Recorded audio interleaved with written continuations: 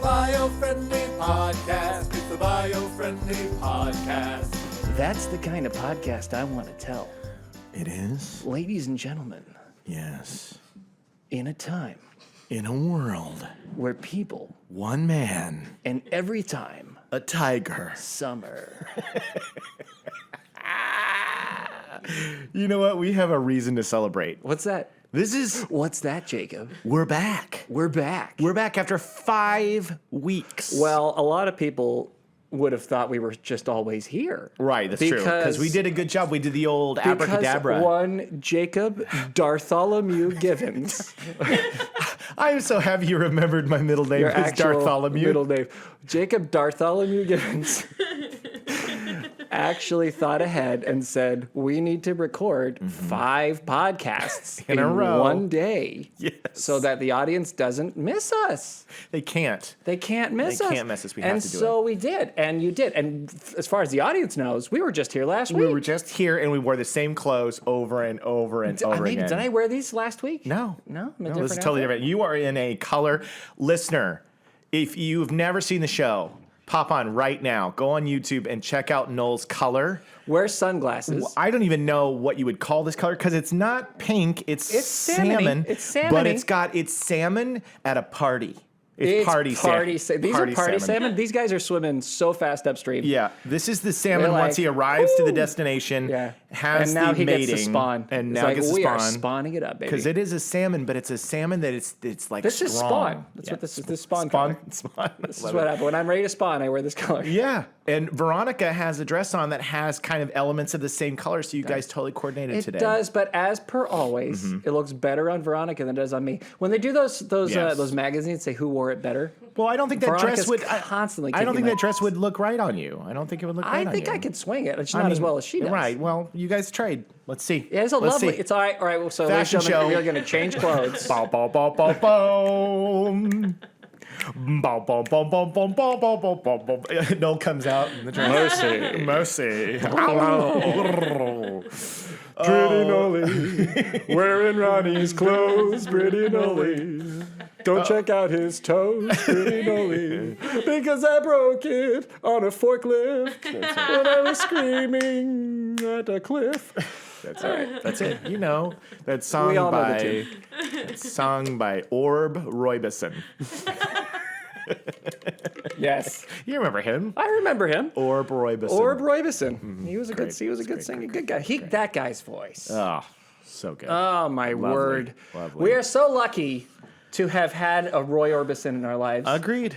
Like, Lovely singer. For those of with you those who glasses. for those of you who are young and don't know who the hell we're talking about, which is a lot of people, unfortunately, because as time goes by, people forget. And we get older. Go ahead and look up Roy Orbison and just listen to a couple of his hits and just listen to that voice. Just soak it in.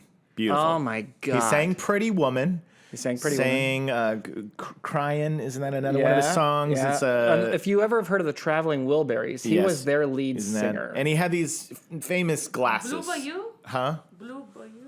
Blue Bayou. Blue Bayou? Yeah, I think you did do that. Yes. Yeah. Nice. Good job. Yes. Yes. I mean, he's Yeah. Classics. It must be I feel like I could look up Roy Orbison hits, and I'm missing a lot of them. But you know, he had a very, very good. He's singing one of his Traveling Wilburys songs. Like, you always said that I'd be back. I can't resist this. I have to look up That now. I'd come running to you in It was just such a. Oh, Roy. his voice. Write that down. I can't say that. Write down. Well, I can't say that. don't Oh, know. that's the Lord's name. It's I did not take it in vain. I took it in Oh. glory. That was Oh. glory. I was thinking. In dreams. in dreams, Oh. and you got it. Anything you want, you got it. Anything you need, you got it, baby. Anything at all, you got it, baby. That's it. And then only the lonely in dreams, Only the lonely. crying. So, cheapers, creepers. I didn't Thank say you it this. for I said editing it. Cheez-Its. Did you said write down the thing? Cheez-Its. Okay. Cheez-Its. I did. You heard me. Anyway, you can tell we have this. Do you know what I can tell? What can you tell? What are you feeling? We have a charge, an energy in our bodies of like It's been a while since the three of us have been able to just jam in a room together. There was a charge There's the charge, yeah. in the air. Yeah, I can feel it. It's electric. What? I feel It's electrified. It's electrified. Yeah. It's another good one. Yeah, Not a good Roy Orbison tune, but a good tune. Another great song. Great song. Yeah. But how is everyone doing? Welcome to the Biofriendly podcast. If this is your first time here, this is what you can expect from this show. Is we start the show just being our weird selves and vamping and singing Roy Orbison tunes and just being silly boys and always girls. Roy Orbison tunes. Always. At the beginning of every podcast. episode. What we do is we pretend that we don't know the Roy Orbison songs from week to week. And then we look 'em up. yes. And then we try to encourage people to look them up. This is actually the Roy Orbison podcast. Yeah, we are. Before we started the show, we contacted the Orbison estate. Yes. And we said we need a sponsor, and they said, well, if you can point people to their music every You week can tie them in somehow, artfully artfully, without anybody knowing you're doing it. that was in the contract. If you could be very artful about it and very kind of quiet, like under the, you don't want people to know they're being advertised to. No.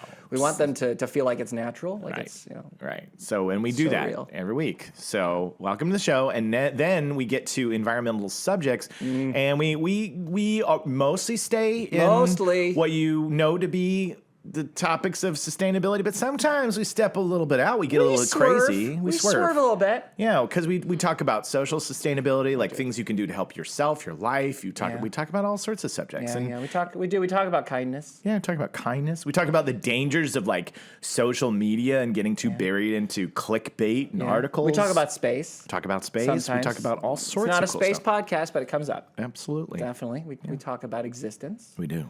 Yeah. We talk about beavers. We talk about We spend a lot lot of We do, beavers. and It's we talk- odd, actually, how much time we spend way working too on much beavers. We're always working beavers. Always. Welcome to the show. Hi, Veronica. How are you doing? my dear? Hiya. I am lovely. Lovely. She Yes. is lovely. She can't help it. Well, the funniest part of today's show is going to be us hitting up the tags. Yeah? Because it's no, we have tags. We have tags, and we haven't done them for 5 weeks. And so I'm already in my brain going, I have no idea what was the last So thing. fun. Yeah. It's been So fun. Yes, for those of you who don't know, at the end of the show, it's tradition. We do our tags. We begin with the same one, the tag of the show, the official tag, and then everything else is made up year by year. And at the end of the year, the slate gets cleaned and we start over. And that makes it more difficult. We're now in that kind of dog days part where we usually remember the first few, but then we've got a couple new ones that we forget. It's not until we get them November, November, that we really December. are good. We hit our stride and we get them all. and then we forget them. And then we forget them all. And then we start in January, and All then over we again. delete everything. And then your brain searches over the past 221 episodes. Years. Yeah, 221 years. We have been on for a long time. It's a long show. Long. The show is exhausting. It is. Since 1823. It's so exhausting. So exhausting. But in the best kind of way. I mean, It's good to be back. we wear you out the way you want to be worn out. That's right. Yeah. Mentally. Yes. Mentally exhausted. Emotionally, mentally, Yeah.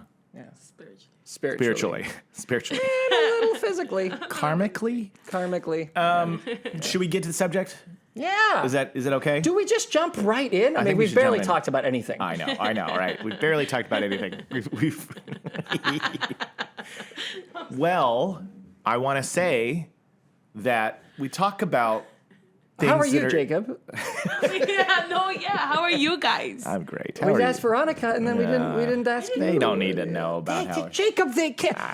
Jacob, No, I couldn't possibly. we live in a world where people actually care what you're up to. I'm doing great. It's been a good summer. It's been a busy summer. It's been one of those summers where I blinked and it was already like we're halfway more than through July. How did that happen? And I just don't know. I feel like we just started June and it was like, it was one of those summers. And so I'm doing great, but I want my summer back. Yeah, in a blink, it was over. It's over, yeah. Although now it's the fun part because, once we hit like September, then it's gets towards spooky season, and then it gets towards Thanksgiving, and then it gets towards Christmas, and that's the most That wonderful period time of goes year. so fast, but it's my fave. It's my favorite. It's my jam. September Absolutely. onward, I just Absolutely. Once we clear August, kids are in school, and it's like, it'll still be warm, but once you hit September, you're like, oh, this is the beginning. Yeah.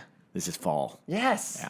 And it cools down. It does. does. Takes a minute in Takes LA. a hot minute in LA. It does take a hot minute. We're now in that part of the year in LA. We've been talking a lot this year about how cool it's been and how overcast and it's raining all the time. It is hot now. LA is showing us what it's about. LA's going, remember when we said a couple weeks ago, we said, we're going to be missing this because we were complaining about the rain and the cold being over. And we were like, in a couple weeks when it's like 100 outside, we're going to be missing this. I already miss it. Yeah, I do. How are you doing, Noel? I'm good. I'm glad to be home. Yes, I am too. Glad to be home. It's been a lot of travel. A lot of travel, guys. Of getting out of the town and doing things. Some of it totally for fun. I got to be in Hawaii for a week, which is incredible. Celebrating, Mom and Dad's 50th anniversary. Wonderful. Go Mom and Dad. Whoop, whoop. Go Mom and Dad. That was amazing. Like, it's just an amazing, relaxing, wonderful week. But we just happened to sandwich it with 3 trips. Yeah. So that was a bit much. That was stupid. That was poorly done. We talked about that. Yeah. We talked about that. We said we scheduled work trips around our vacations, and it was a lot. It was a lot to leave the airport, turn around, go back. Leave the airport, go turn around, come back. It takes it out of you. When you have an afternoon at home, before going back to a the whole airport, afternoon, you want to kill yourself. Yeah, I know. Gets rough. Yeah. Which sounds like that's such a first world problem. I know. Oh my God, you get to travel, you get to see the world, and that's true. I do get to travel, and I do get to see the world. The problem is when you travel for work, you're not traveling to see the world, and you're not traveling to relax. You're gonna go and do work things, and then you get home, and then you turn around and you do it again. You have meetings from 6 a.m. until 10 at night. Yeah. And then you're in a suitcase, and you're in and out of the suitcase, and then you're out of random hotels, and you forget where you are. You're like, where? What? And you wake up sometimes totally disoriented. Like, and you're like, what city are we in again? Where are we right now? Yeah, exactly. And that gets old after a minute. It's really fun at first, actually. It is. When we were first doing it, I was like, wow, this is amazing. But then when your kids stop celebrating that you're coming home because they're so used to you being gone. Yeah, you're like, you come in the door, and they go like, hey, and you're like, oh, hey, Dad, I've been gone for a week. Where's the hug? Where's the scream and the hello and the what? Oh, you left? I thought you. Yeah, that's when you want to kill yourself. Yeah. He's kidding. I don't want to kill myself. For those people listening and on this is it's a bad joke. It's a hyperbole. It's a bad hyperbolic joke. I'm being statement. hyperbolic. Yes. But with that being said, we will get to the subject today. Yes. Today. We deal with. Before the day ends, we'll get to the subject. We deal with stuff that's in the water. We do. We deal with stuff that's in the land. We do. We deal with stuff that's all around us, and we talk about a lot of subjects, but you just mentioned it again. What did I do? Space. I called it? You called it. I couldn't believe you said it. I don't actually get told what the topics are before we do them. So it's very exciting. 95% of the time, Noel and Ronnie come into the show just completely clueless as to what we're going to be talking about. It's a surprise. But this time, this was one of those times. And there's the only rare occasions that I've told you is because I've been like, I know that Noel knows this subject, and I'm going to need him to come in with like the knowledge. And so I want him to have like an awareness of what we're about to talk about. Sometimes I'll get warned. Yeah. Yeah, warned. To be like, bring the thunder. Yeah, bring the thunder. Bring the heat. Heat. But today we're not just talking about space. We're talking about space junk. Oh, God. I know. This is a thing. This is a thing, ladies and gentlemen. This is a thing. And so it's one of those things that it is out of sight, out of mind for all of us here walking around on planet Earth, right? But people looking up in the night sky, astronomers and people studying, it's in the way. And people who are up there in space stations and whatnot, it's a problem. Have you ever seen the movie Gravity? Yeah, I mean, yeah. Yeah, so yes, Gravity. Yes. Now, thankfully. But I don't want to give away the I won't. So I won't give away the story, but Gravity is the one movie. So when I was a kid, I always wanted to go into space. I always wanted to go into space. And when I saw that. You wanted to be an astronaut. I wanted to be an astronaut. When I saw a space shuttle for the first time in real life, I cried. Yeah. I used to watch movies like Space Camp. I wanted to go into space. I was a huge Star Trek fan. I thought, man, if I could be on a ship like that and just soar across the universe. Amazing. It was just always something that fascinated me. But once I saw the film Gravity, which came out in 2013, that made me go, you know what? I'm going to stay down here because it was very intense. It's a very intense film. But the thing that occurred in that movie that is is this collision between satellites. And that has thankfully not happened as often as you think. I think there was a big catastrophic one in 2009 in my research. Mm-hmm. But so we have 100 trillion bits of old satellites circling the planet. Yeah. There's a lot of them. Yeah. It's a lot of satellites out and about. And it's like that beginning of WALL-E when you're coming in on the planet, you can see there's just like stuff floating all around. Remember, when you just so you can get the concept, we're not talking about there's that many satellites up there. We're talking about so for debris, instance, debris, right? Debris. It's not that many bits satellites of garbage, like little tiny bits of stuff. Which there's a lot of fun stuff we can talk about regarding that. But there was a series of satellites, and I might have this not exactly right, but essentially this was done by China. They didn't need the satellites anymore. They didn't want the tech to be stolen. So they made the decision to just obliterate the satellites. Yes. As opposed to Russia did the same. Bringing them down. And Russia has done the same. Mm-hmm. When you obliterate satellites and just explode them, you think, oh, this is good. That'll just make them go away, and then nobody can find them. Nobody can steal our tech. This is going to be great. The problem with doing that is you make an entire field of, it's a cloud of debris that literally you can't travel through it. Because you got to remember, in space, any satellite that's put up there, it feels like it's still. Well, if you were sitting on it, feel like it's not moving at all because you're in space. There's no gravity. But actually, it's in orbit, which means it is eternally falling at thousands and thousands of miles, like 30,000 miles per hour. Yeah. So you've got little tiny bits of speck that if you are not traveling at the same speed or in a relative orbit, those things will fly through whatever you have at 30,000 miles an hour. Yep. That destroys anything and everything. He is correct. That's the thing that you don't think about, that Gravity kind of alerted me to, and other films, and they are factoring. He's right. It's not 100 trillion satellites are out there. They are literally counting bullets. They're counting paint chips. That is in the accumulation is just something as small as a paint chip, which that is flying in the atmosphere. Imagine it going 30,000 miles an hour at you. Bullets don't go that fast. It's significantly faster. It's really, really fast. So these tiny pieces are flying through the atmosphere, and we look at space as this area that things are moving very still, very slow, but right. If you're right up there and you're not moving, or you're moving just a little bit slower, and that thing's just going like that, it just go right through you. So it's one of those things that it's an issue. And thankfully, this was impressive. We really know what's up there. We have a good monitoring system as to where things are on the trajectory and the paths and all that. But there's a lot of satellites that are inoperable, not working anymore, and they're up there. And we've kind of done up there in space what we've done on Earth, which is we'll worry about fix it one later. We'll fix it one day. We'll just send another one up and another one up. Yeah. So it says. Well, and that's just with private enterprise, that's only getting worse. Exactly. Right? So, I mean, worse to some people's mind, it's getting better, right? You think of Earthlink, right? Not Earthlink, the Skylink. One of those. Skystar, space. Guys, it's been a lot. I'm still asleep. Elon Musk company. Okay. Yeah. It's SpaceX. No. Well, no. he's in Starlink. Starlink. They basically you've got a network of satellites around the entire globe. Right. And those satellites can then give you access to the internet and to cellular phones from anywhere on the planet. That's the idea. That anywhere you are, you can have access. Yeah. That's the plan. That's the concept. Yeah. Which is really great when you think about, wow, I could be in the middle of the desert of somewhere where there's no reception. It's impossible to be found. Well, no, now you can be.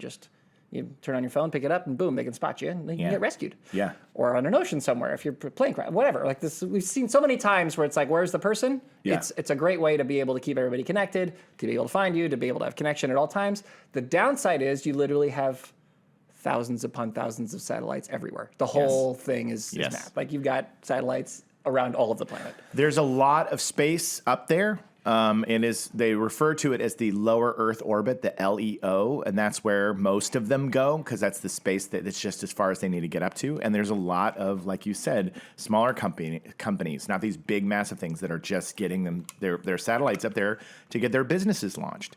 So it says the world generates 2.01 billion tons of municipal solid waste annually, with landfills groaning under the stress. We've delivered more than 170 trillion plastic particles to the oceans and continue to do so at an alarmingly rapid rate, with land and sea literally littered with trash. So where else do we have to turn? Well, the final frontier, of course, space. But unfortunately, the number of satellites in orbit is expected to increase from 9,000 today to over 60,000 by 2030, with estimates suggesting that there are already more than 100 trillion untracked pieces of old satellites circling the planet. And that's, to your point, of pieces, not whole satellites, debris, things that have exploded. They generally know where the clouds of those are, right? They do. Or like if you imagine it as a cloud of debris, like they don't know what each individual one is doing. But thankfully, if something is in orbit, to some degree it is still, even though we talked about 30,000 miles an hour, because it is, once you're up there, the only way to really stay up there is to put yourself into orbit. Which means you are also falling. And then you start to deal with the theory of relativity, right? Yeah. Where things that are relative move relative to each other. Exactly. So if everybody's going 30,000 miles an hour, nobody's going 30,000 miles an hour. Exactly. And so that's kind of that's how you get around it. That's how they don't have their satellites all crashing into each other and their spaceships getting destroyed, is they know where they are and they know how to plan around them. Exactly. It's about getting it into the orbit. So before you think that this is just nothing but a bummer run, and I'm just going to sit here and tell you about all the bad things, I'm telling you where we're at, but there are plans in action to fix this problem. Can I take a guess? Yeah, you can. Who here has seen Spaceballs? I have. Okay. I believe that we can make Yes. a gigantic Statue of Liberty That's the one. that has a vacuum cleaner. And instead of using it for the nefarious purpose of sucking away the atmosphere, they can use it for the good purpose of sucking away the debris. You guessed it. That is what they're doing. They're building a giant Statue of Liberty with a vacuum cleaner. What did they call her again? They had a name for that. She's gone from suck to blow. That is on the list of movies that we're showing Veronica, and I cannot wait to get to Spaceballs. That's the kind of combination a moron puts on his suit, on his luggage. Yeah. He goes, what's his password? 1, 2, 3, 4, 5. That's odd. That's the combination on my luggage. Yep. So now the thing is satellites are important. It says satellite technology provides a broad range of social and environmental benefits. It allowed to grow without governing. Large parts of Earth's orbit could become unusable. Satellites are vital to the health of our people, economies, security, and Earth itself. So they're not like we just need to stop doing this, because we really have advanced as a species, being able to communicate, track things, know what's going on in our weather patterns, know what's going on down the ground, to be able to map the Earth. It's helpful. At this point, it would be the end of the world as we know it. Right. If you just took away everybody's satellites, it would be people would be pretty messed up. We'd be pretty messed up. I mean, in the end, we'd be fine, but it would be a huge shock. There'd be an entire generation like this. I don't know what to do. I can't call. I can't text. What am I supposed to do? So they're trying to figure out ways of getting it down. So that's where I come to round one of the solutions. Here come the space tugs. Space tugs? Space tugs. Okay. So I had to highlight this right out of the gate. It says they're trying. Oh, well, actually, let me read what it is first. Okay. SpaceX is teaming up with the maker of a space tugboat, which could nudge satellites around, clean up space junk, and do other orbital housekeeping. I mean, if they want to continue on their business, they're going to have to come up with a solution, because you just won't be able to get things up there if you're dealing with space debris everywhere. Exactly. So Noel's joke about Spaceballs and the giant statue vacuuming, they are trying to launch these devices that, once deployed, something inflatable comes out of it, opens up a sail, opens up a thing, and then it goes out towards the trash and starts to gather it together, and then it has the ability to kind of pull it back down to Earth and bring it back down into our atmosphere to get it out of there. Remember, if you're thinking about what we talked about earlier, which is just debris flying at crazy speeds at you, in this case, no, you would do the math. Yeah. And you would have it going the same speed. It would be as if it was just floating next to you. You could actually pick it up quite safely. Absolutely. And the collisions, as much as there is stuff up there, it's an issue. The ISS has to be told where to avoid debris. That's like a common occurrence. You need to steer the space station out of the path here, and they have to navigate around it. And I think that's why it's becoming more and more of an issue. I'd love to get Kevin's input on this, how much they have to deal with debris. Yeah. We should get him Kevin talk to him after showed this. me the most interesting thing about that I didn't realize about What's the that? space station and just what they're putting up there and shuttles they put up there in general.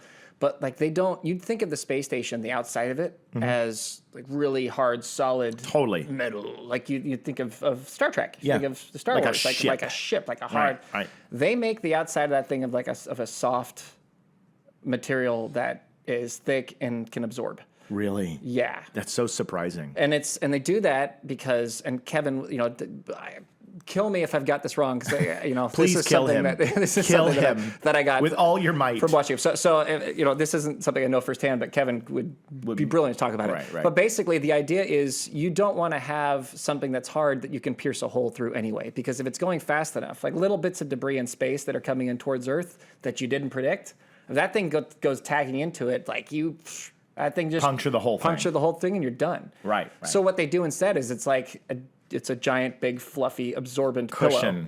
Wow. And so like when it flies through, it gets caught in there, and there's holes all over it, but they're fine. They've got it worked out. They know they know based on odds and math how many are probably going to be per year and how often they have to replace things. But basically, it's like a cushion that catches and slows down the rock and stops it. That's fascinating, and it makes sense as to when I saw when you go to the California Science Center and you see the shuttle, which I can't remember the name of what that shuttle is they have on display, but when you see it up close, you see a shuttle from far away, or you play with a shuttle toy, it's all one solid surface. But when you get up close to it, there's all these tiny little squares everywhere, and you go, that is not at all what I thought it would look like up close. Yeah. So it did look like it was of a material that was very surprising. Yeah. Whereas from a distance, you're like, that's just like what we know to be a plane. Yeah. Right? But it's not, I don't think.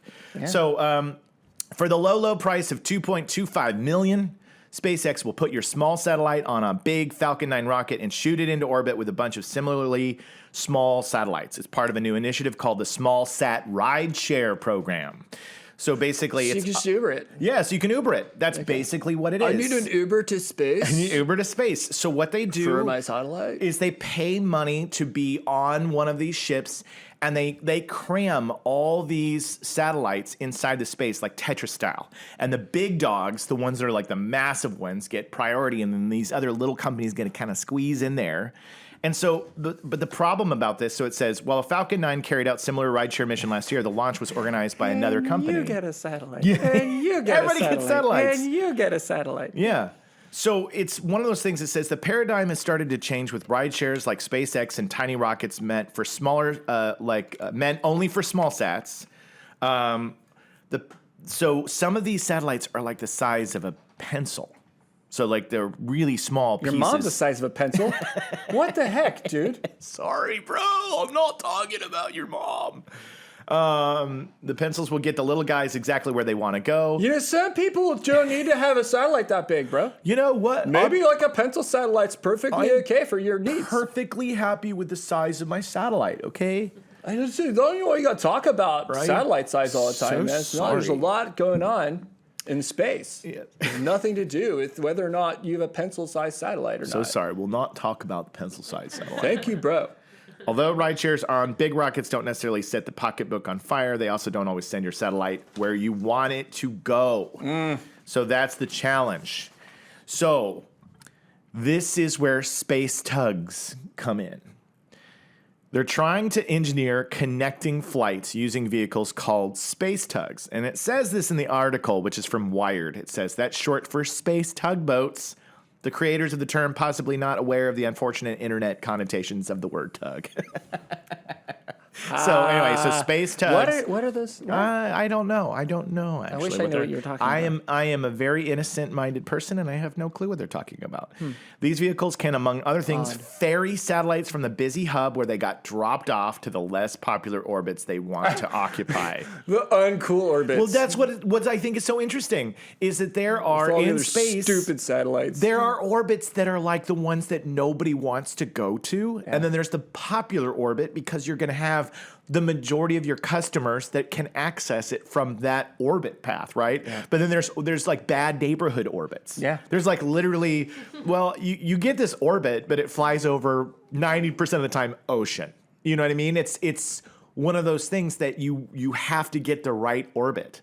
And so to give everybody a conceptual understanding, it's like does your orbit go over a lot of cities? Exactly.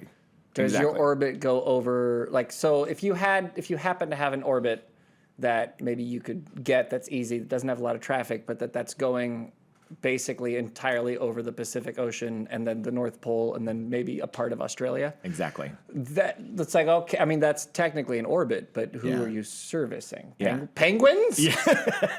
Like it's not, it doesn't, so it really does make a difference as to where you are. Are you over a desert most of your orbit? Are you over the ocean most of your orbit? Are you over, Yeah. I don't Yeah, and it makes me understand because I'm a rhino's house. Well, and it makes me understand. Just targeted right over that poor rhino's house. Just a tiny little He's circular. like, we don't need cell service here.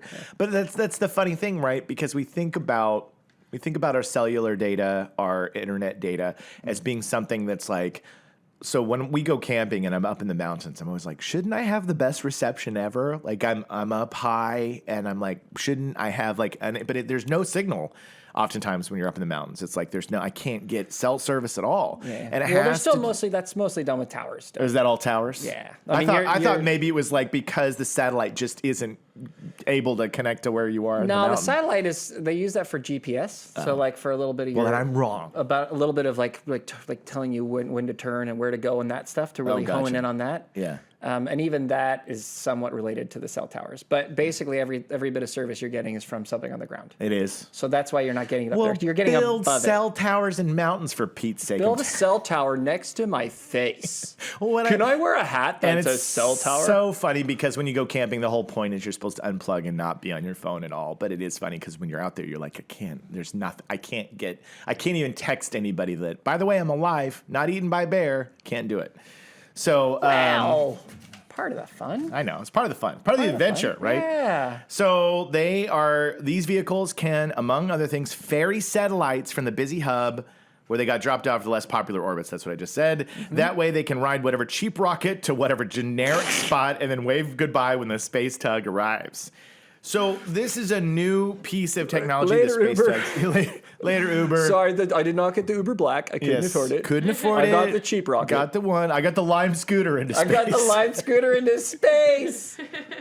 That's what the pencil is. That's what the pencil is. Worth it. If I get to be on a Lime scooter, I will be a pencil. Okay, deal. So this is a new, from what I can tell, this is kind of a new piece of technology, and they don't have it all figured out. But guess what they're starting to realize? They're like, if we've already created this space tug to get satellites into the right orbit or hitch a ride and then they transfer it over to somewhere else, they basically take you where you need to go, it can also be used for grabbing stuff. It could also, if it's transferring, ferrying across, it could grab things while it's up there. So that's one of the solutions for getting rid of space junk that they're talking about doing. I love it. Yeah.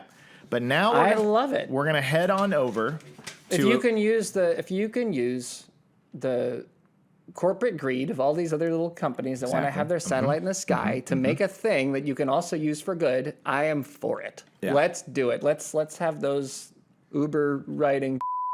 Yes. Pay. Write Just that go ahead and down. write that down. Yeah, I said that. Yeah, he did. Yeah, he did. Go ahead and pay for the cleanup of space. I'm in. Yeah. I'm in. I'm in too. Yeah. I'm in too. So this is obviously a new problem as of the 1950s. This all began before the Soviet Union launched humanity's first artificial satellite, Sputnik, in 1957. So-called space junk did not exist, while it's so prevalent that they informed this article that Earth dwellers could gaze at pure night sky are forever over. So it's enough of a problem now in our modern day that if you are a stargazer or astronomer or somebody who has a telescope, you're going to have aberrations and things in your view that are from satellites and things passing by. And it's enough of a problem that if you're capturing data from space, there's something that's like... You have to account for it. You have to account for it. And so they're going, just like with our waters, like with our waste, we got to figure something out. Well, thankfully, just recently it said... NASA released its new report earlier this month on orbital debris remediation. So there is a plan in place to get it out of there. Good. Yeah, and one of those are lasers. Lasers? Yeah. So lasers, both ground-based and space-based, that can zap away vast quantities of small debris, anything between 1 and 10 centimeters across. Just-in-time collision avoidance, meaning attaching lasers or rockets to satellites and other important spacecraft to push away debris, and deploying sweeper spacecraft. Sorry, that's hard to put your mouth around. Mm-hmm. Sweeper spacecraft that would physically pick up various debris items. So we're not getting the vacuum cleaner. No, we're attached to well. I actually we've been thinking about what do we want to get into next in Biofriendly. Yeah. I'm thinking it's time we build that. The giant Statue of Liberty. I with a vacuum feel cleaner. like they already came up with the idea. I feel like all we do is take a couple screenshots of the movie Spaceballs, that scene in particular, and we go into a billionaire's office and we go, we figured it out. This is it. And what you bank on is that everybody in that room who's a billionaire has never seen Spaceballs, and they think it's our idea. Brilliant. Yeah, or because they're all young. Or a government grant. Yeah. You go in and they go, and there's one guy in the room, this guy in the back, Frank, and he's like, "Is that from Spaceballs?" And we go, "What are you talking about? Spaceballs? That's not even a thing. That's not even a thing." And all the millennials and younger people in the front row are like, they're like, we have to apologize for Frank. He's old. Frank's a boomer. He's a boomer, and he knows these old movies. Not like you young 32-year-olds pitching us this amazing space vacuum great idea. It's amazing. So glad we finally got a couple of 32-year-olds in here to pitch something. Yeah, that's what we're going to do. Constantly people in their 40s, which is getting so tiring. I think that sick of those people who are in their 40s. Sick of Gen Xers coming in here with so annoying with their movie but references. You guys are 32, which so is rad. Great. So I think that we should invest in the vacuum cleaner, but until that time, they're going to shoot lasers, pew, pew, pew, from the ground, from spacecraft, and that's to get things to move out of the way, but it's also to move it into a path where they could start to collect things and get it down, get it out of there, get it out of the atmosphere, because we got to do it. Gotta clean up space. I love it. So between NASA's plan and the SpaceX plan, I think there'll be no debris left in a couple hundred weeks. years. Couple weeks. What? Oh, what? I'm sorry. In a couple hundred years. 100 years? We'll Jacob, see. I need to go to space before that. I know. And here's the problem is that they have said that they think that a lot of the campaigns to get debris out of space will just make people in business and corporations with money go, oh, perfect, you're clearing out room. There's more spots. Exactly. That will be the first thought is like, great, I'm glad you got rid of that old satellite. All right, send it up. I wish that we lived in a world where we could predict, like look at the trends and actually predict what legislation should be put in place to stop a problem before it happens. I wish that. Yeah. This is my dream for the world. Yeah. But we live in a world where what happens is something catastrophically wrong goes on. Yeah. And then people go, oh, we should probably legislate against that so it doesn't happen again. Yeah, exactly. And then you get legislation, which then works for like 30 or 40 years before people find loopholes, and then they break that, and then you have to then do another. And then yeah. So we're not going to probably have the space thing fixed. No. In terms of people clogging up our space. Yeah. For about 200 years, but by then it'll be clean. So. Yes, it'll be fine. And by the way, NASA goes on to mention they're kind of bothered by the SpaceX. You're taking up a bunch of tiny satellites inside your ship for the price. They're like, hey, you guys got to stop sending up so much stuff. So they're kind of that's one of the issues. Agree. Yeah, I agree. So, I look. I love the tech. love the idea. I love the concept of bringing us closer together. I think that's really cool. Yeah. But if we don't have a plan that everybody agrees on and that everybody's up for, it's going to be a mess. And just taking up every company's little satellite that's the downside to these Falcon rockets. Yeah. Once you start to monetize taking your stuff to space. Yeah. You're not going to be able to see. It is going to be Wall-E. It's going to be Wall-E. yeah. Wall-E. Yeah. Wall-E? Wall-E. Wall-E. It is going to be Wall-E. Yeah. So yeah, I'm bugged by it too. Yeah. I wish that we would do something to limit it. I do. I think we have to. If you don't force companies to limit that, they're just going to go bananas. Yeah. Because why wouldn't they? I want to make a point to call it out because Kevin, our friend, is with NASA, and so we were talking about this, SpaceX launching up these rockets with this kind of fair, bringing up these smaller satellites, and then we could have these tugboats to go collect. And these are solutions of what the current situation is now, like how we could maybe utilize that tech to solve another problem. But NASA right out of the gate is saying like, hey, everybody needs to stop piling into these rockets with your business and sending up stuff up into space until we figure out how to get some of this stuff out of there. And so it is a little bit of a tug of war about the tugboats. Yeah. They say it's a space tug of war. It is a tug of war. It's a tug of war. A tug. Yeah. A tug. Not the way the internet Not thinks. the way, which I don't know what that means. No, but like literally tugging back and forth, as if you were holding ropes and playing that fun. Exactly. Exactly. That's what we're talking about. Okay. So I am. Yeah. Okay. One of the upsides to the way that SpaceX and Tesla and the rest of them, the way they operate, is that things happen pretty quickly. Like, you move much faster than expected to get things done, because it's sort of a cowboy way of doing it, which is, we're going to do it, and if something goes wrong, we'll apologize and fix that later, but we're just going to do it. That's like how we've always done it. Yeah, like in Florida, they blew up the whole like launch pad and like put a bunch of just like crazy air pollution into the area because they were just like, well, we gotta launch it, let's go. Right. So they just exploded a gigantic rocket filled with rocket fuel. Yeah. And it just went everywhere. Yeah. You know, and then Florida's kind of like, oh, what are you gonna do? Science. It's Elon. He's crazy. But at the same way, so yeah, okay, you learned a lot from doing that about how not to launch an even bigger Falcon rocket, but was that the best way to go about it for all the people around you? I don't know.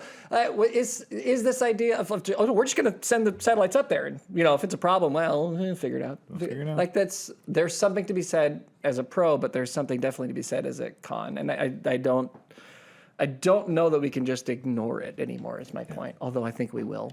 Yeah. So I think that one of the reasons why I wanted to do this subject today is, oftentimes, the spirit behind the Biofriendly podcast is we're making you awareness of your world around you.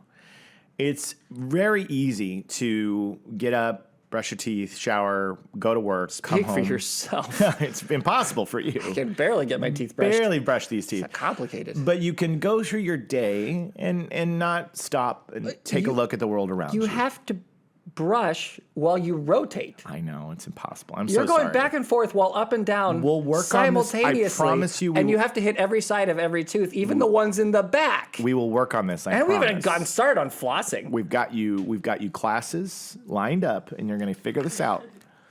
But you walk through your world, and you don't notice the little things. What's in your water, what's, the way trash is adding up and things like that.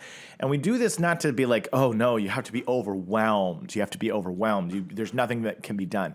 No, it's that the more awareness you have about your environment and the things that are going on around you, now look up at the sky and understand that because there's trash there. There's trash, and it's adding up, and people are adding more to it, just like they are to your neighborhoods, your streets.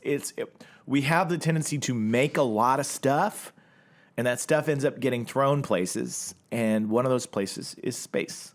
And so we need to be aware and active in knowing, hey, maybe I don't need to have everything accessible all the time. Yeah. It's this is, again, we talked about camping earlier. Yeah. That's being forced to unplug is important. Is a good thing every once in a while. Yeah. To just be like, I'm going to be out here in nature. I don't know what the answer is. My daughter was telling me a story today about, she's like, well, sometimes when I go to these college camps, like it's nice when you have a friend or two there, because if you go and you don't know anybody, it isn't kind of like it was when I was a kid, where you were sitting there and you naturally and easily made a friend, because what else are you going to do? You're sitting there with someone. Right. It's like at lunchtime, you go there and the people who don't know each other, like you'll try to talk to them, but then they just kind of pull out their phone and stare at their phone. Because of nerves, right? Because people get nervous. I mean, it's like, well, I'll just do this because I know I can be safe doing this. But people get nervous when they have to meet each other and talk to each other, unless they're forced to do it. Right. Not everybody will. In fact, a lot of people don't. Right. So, it's a new world, and it's a great world. But you do want to kind of get yourself back in touch with just, life itself. Yeah, I what's wish, around you. I wish camps would encourage there to be periods of time where no phones. Yeah, I mean, I think this is like the lunch break. I think because these are gymnastics camps, and they spend so much time working. I get it. That that little break where they're getting their lunch and catching up between getting back out there to work again, I think they're just not going to bother the kids. Yeah, I know. And my son, the way that he plays on the computer with his friends. It's just a different world now. Like it can be a Saturday and he can be in his room for 7 hours, and I'm like, it's time for him to take a break.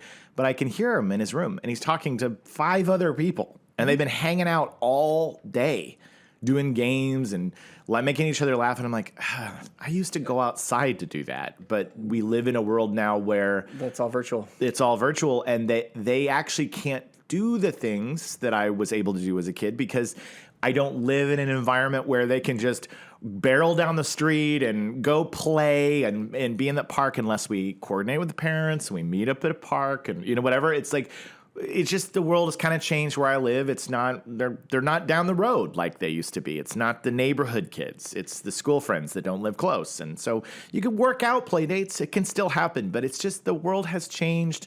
And so it's finding that balance of having that social time with your friends, but also understanding that the things are different and that they play virtually. A whole pocket of my son's best friends, he has never met in person. Totally. Never met them. Totally. Like he's met them in the game in that games. they're designing games. Like Worlds, that's yeah. what they make these worlds and they do them together and they go out and there's this whole game that he's part of the creation team for it. And those are that's a pocket of his best friends, and they spend hours on it and they work on it. They coordinate and they laugh and they joke and they have inside jokes Yes. and things that they do, and they don't even get to see each other. Yeah, he met them there. He hangs out with them there. That's where they are legitimately friends. Yeah, I know. My son's, one of his friends from middle school is moving on to another school at high school, and he was really sad about it. And then I was like, you guys hang out online. He could literally move to another city and you guys could still keep going. It's just very different. It would be a bummer not to see him every day at school, but it's, we live in a world now that if you want to hang out with somebody who lives in another part of the country, another part of the world, can be done. Yeah. So those are the benefits that bring us together and cool aspects. I'm not saying we need to stop having satellites, but your knowledge of this now, maybe I don't know what you can do with it. I don't know what you can do with it because this is, launching things into space isn't something that the everyday person can really get involved with. But Well, step one is acknowledging that something's happening. Yes, I guess right? so. And that's Yeah. what this is. You have to acknowledge that it's happening, because if you acknowledge that it's happening, then you can start to talk about it. Yeah. And if you start to talk about it, then that kind of brings a little bit of pressure. Yeah. Because really all this needs is organization. Yeah. That's really all it is. It's just you can't have the Uber of space, which is what which it seems that's what SpaceX is trying to be. Yeah, the Uber you of can't space. have the Uber of space determining where everything goes unilaterally. Yeah. It just does that. That's not very fair to all. It's an international thing. Everybody on the world wants to use some space. Yeah. And everybody in the country probably has some interest in what's happening up there. At some point, we are going to travel out there. We are going to go through. This stuff has to be organized. Yeah. And there's a lot of people who are perfectly capable of doing it. All it is it's complicated math, but it's math, and there are people who know how to do it. Yeah. So it's just one of those things where over time we got to just slowly build up the knowledge about it, the interest in the topic, and then get people to start to. You lobby with your words. You just say, "Hey, we want this to be controlled. Yeah. We want this to be understood. We want this to be organized so that we can have satellites, but also have enough space that we're not wasting it all and we're not wallying out." Yeah. And I hope that could be done. It really could be. There's plenty of space up there. Yeah. And I hope that there's a kid listening to this show right now who's like, I have an idea. Yeah. I don't know how to solve it. Yeah. And he grows up and he solves it. Yeah. Yeah. She, too. Whatever. I don't. Like, it really wouldn't be. It would not be actually that. Just you have to decide this is going to happen now. Yeah. That's really all it is. Yeah. There is no shortage of people who could figure out how to be organized the way we do. They're all this. there. They just have to get organized. Kevin Brayman can do it. Yeah. It could be done. Yeah. You just need somebody to say, I'm going to take on the project and spend the next year working all this out and coordinating with all the right people, and then making a bit of legislation, international legislation that makes sense. It says, stop sending up pencil satellites. Yeah, or if you can send up pencil sat, you can do it. But you have to get the other pencil satellite down. This is the pencil satellite pocket. This is where they go. This is how many we can have. And by the way, that number would be astronomical. Right. Because you think about how big Earth is. Right. The farther you get away from Earth, The bigger the space. bigger it gets. Right. See? It's huge. The oval, the circle. Yeah. The flat Earth. Go ahead. Just share with the audience now. Flat Earth. When you get it further away from the plate gets bigger. Thank you. I outed you. I didn't wake up this morning. It's okay. It's okay. You know what? Do you want to know the secret? You want to know what's awake? Your wanna- shirt is. Well, I put it on to remind me to wake up. Do you know what happened? What? So the morning shower is more important to me than I realized. Yeah. And if you're wondering why I smell so great, it's because I showered last night because I worked out last night. So I got back from the gym and it was horrendous. You were sweating. I was a disaster area. Yeah. So I cleaned up. Because Like you I can't just be Mr. Stinky Face. No. And then you get up in the morning, I'm like, well, I showered last night. If I do it again, I'm a wasting water. I'm a terrible human. Right. So I just, I deodorized, a little water on the face. But that is the thing that makes you go, that time morning to start shower, that gets me going. And so Yeah. I'm not quite with it today. With that being said, Yeah, the sphere gets larger. sphere gets larger. That being said, I can't wait to get to these tags. Yeah? I can't wait because Let's do it. with this tire, as out of it as you are, it's going to be just a riot. Let's bring it on. So that was space junk. And so there's a problem. They're working on it, and hopefully we're going to figure it out. They're working on it. They're working on it. They're working on space lasers, tugboats, space tugs. Part of it. Lasers on the ground, lasers in the up in space, avoidance programs. They're trying to find everything from these nets, giant space nets that are going to gather it and bring it back down to Earth. So They're working on the cleanup. They're working on the cleanup, They're guys. not working on what's coming. Right. They're exactly. And that's why we're going to build our giant Statue of Liberty with a vacuum cleaner, and we're going to solve it all. Yeah. Just even suck up the satellites that people want up there. Yes, Just we're going to get rid of all the satellites. All of it. And the Earth's atmosphere is going to get sucked up as well. So that we can take it back to our home. Exactly. That's where the we plan. can then blow. That's the plan. And get the oxygen Gone back. from suck to blow. Yes. Thank you for listening to this week's Biofriendly podcast. We are so happy to be back after 5 weeks of Summer Nuggets, which were a blast. Summer Nuggets, having a blast.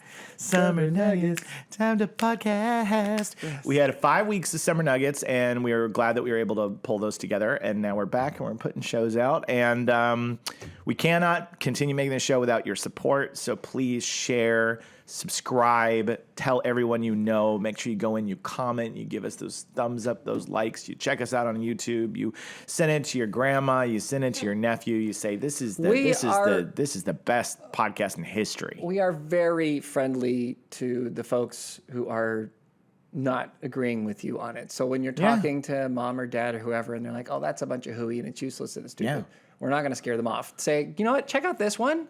This podcast, because they actually kind of agree with you, but they have some pretty interesting ideas. Yeah, we're good with the hooey. We're good with the hooey. We're good with the hooey. We're hooey positive. Hooey positive. So that being said, here comes the journey.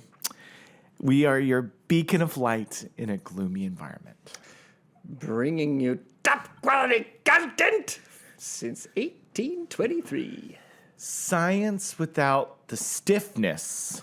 Green without the groaning. We've already done better than I expected. I know, me too. Inspiring fear and love. This show is about patience. Oh man. Okay, I'm gonna lose this one for a second. It's careful. You'll catch feelings. Oh my God. This is a tough one, Noel. This is the hard one. This is the tough one. This is the difficult one. This is the one where it's like you've got your and it's happening, and then you know it's There's two people. Yes. Oh, they're constantly battling in my head. Yes. It's Puxatawny Phil and Regis Philbin. You got it. I know you can get there. This is kerosene. Corn Dog Rogers and Kerosene Guy have been fighting an epic battle in my head. Or something like that. It's all about getting Corn Dog Rogers and Kerosene Guy, which are very hard to do. What's wrong with my brain? Where does this random crap come from that I then want to repeat? I know. Look, do you want to delete it from the text? No! Corn Dog Rogers and Kerosene Guy have had an epic battle in my head for centuries. Yes. Lifelong battle in your head. A lifelong battle in my head. The two of them are just, they're at it. They're going. They're going it. It's Always, terrible. Always. There's one more. No more. There's one more. There's one more. Okay. And then we actually... No more. There's one more, Jakey. Dadgummit. It is so far out of my... this show is... Will turn. This show will turn your enemies into friends. We're down with the hooey. Down with the hooey. Down with the hooey? Yes, I think so. It's a pretty good. Yeah, we're down with the hooey. Because I loved how you said when your relatives or somebody you know goes, oh, that's just a bunch of hooey. A bunch of hooey. And we're like, we're down with the hooey. Yeah. We're down with the hooey. Yeah. Yeah. I love it. We're adding down with the hooey. So now I say I'm going to say it one more time, which I say, this show is, oh my gosh, it leaves my head so fast. What is it? Oh yeah, this show will turn your enemies into friends. We're down with the hooey. That's how it'll go. That's Okay. great. We're down with We're down with the hooey. Down with the So like think of a Disturbed song, Down with the Sickness. Like we're down with the hooey. So that being said, Veronica says, Happy Nuggets. And stop and smell the flowers. Oh. I love it. a return to form. Return to form. Bye, everybody. It's the Biofriendly Podcast. It's the Biofriendly Podcast.